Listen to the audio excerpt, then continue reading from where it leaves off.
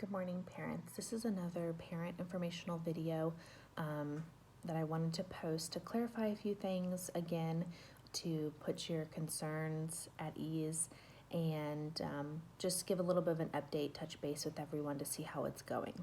Okay. I have a list of things I'm going to go through, so this is going to be a little bit of a longer video. So if your students are with you and you want them to go ahead and get started on something, or do something else while you watch this video, it is more of a parent informational video. So the first thing I wanted to say is this is a new adventure for everyone.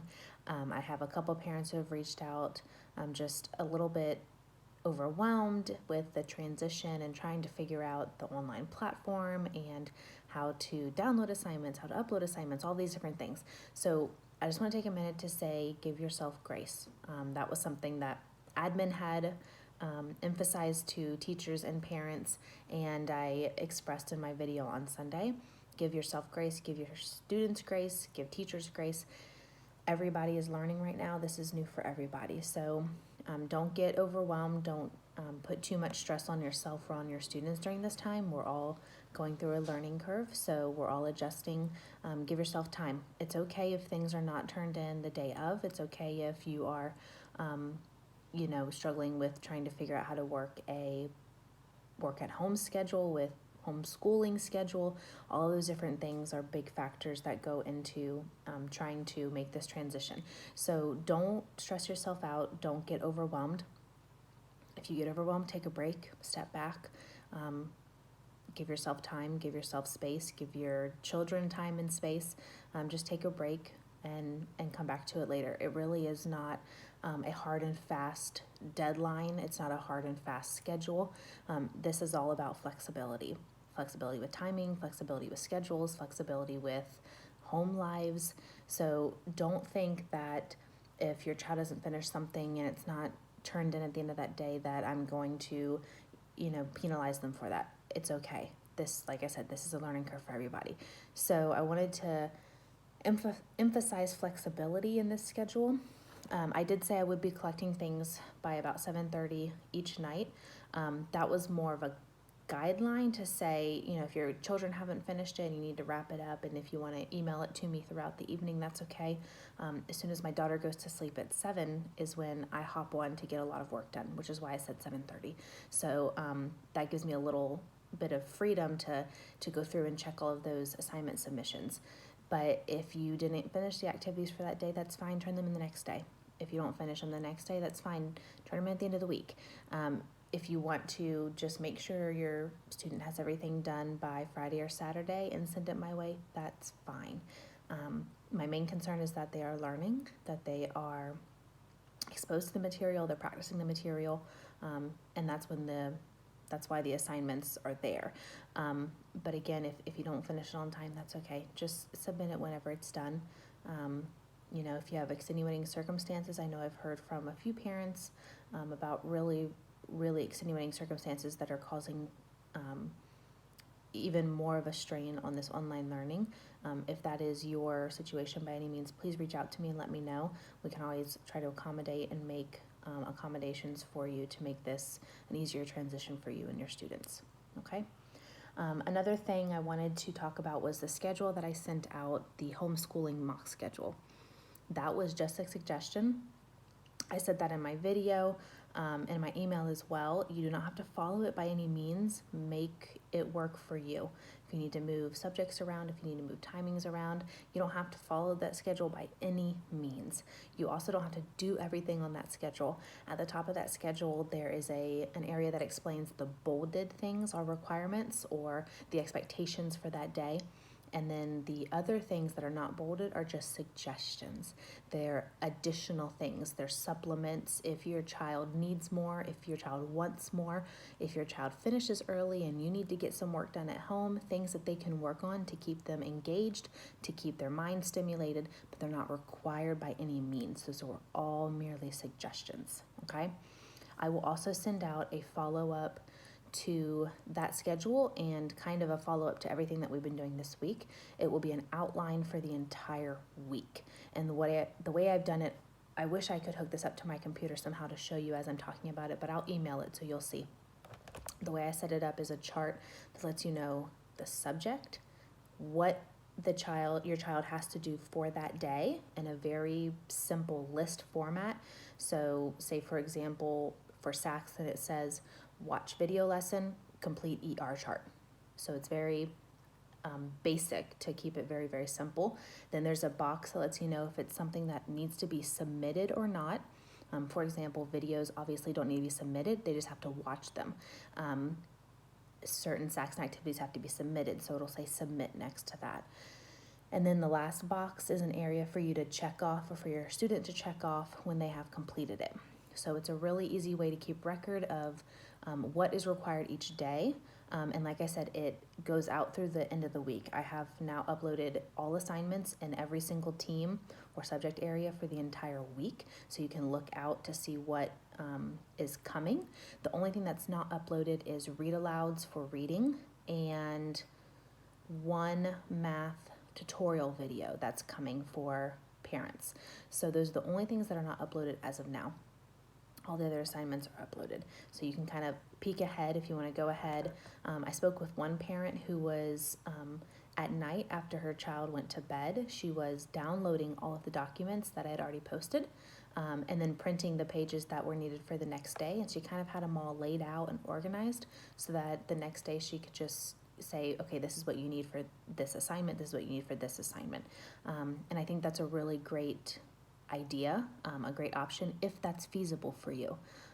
If your child goes to bed and you have to get on the computer and do work yourself, I completely understand. That was just an idea that a parent shared with me that I thought was really great that I would pass along. Another thing that I am going to do some tweaking with is outlets of communication between email, the message threads on the team site, and Dojo. I have a lot of different communication outlets, which is great.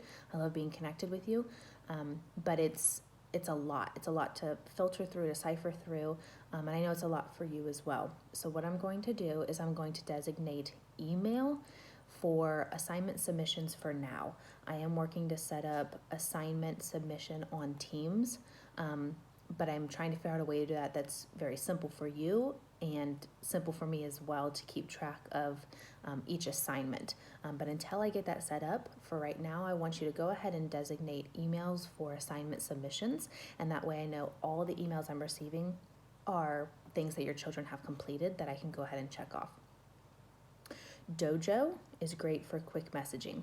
I have sent an invite to everybody. If you haven't joined yet, I will try to send you an additional invite to kind of maybe put it back on your radar. That's a really great way to reach out to me instantly. That goes directly to my phone. So even if I'm not in front of my computer or on my email, I will have access to that and you can get a hold of me that way. The last thing I did is I added a channel to each team that says questions. This channel would be designated for any questions you have about assignments in that channel. So if you are, in that team, if you are on, for example, the math team and you have a question about Wednesday's math assignment, go to the questions channel and type your question, and then that way all questions will be ciphered into that channel and they will stay off of the post for assignments.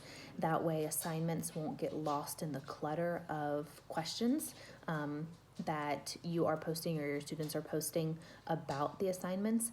And then that way the assignments will still stay on the screen pretty well organized and easy to access. And then all the questions will be organized into a different channel. And I will keep up with that channel and answer those questions as well. That channel can also serve as a way for parents to jump on and maybe shoot messages between each other. A lot of times parents might have an answer to a question that you have.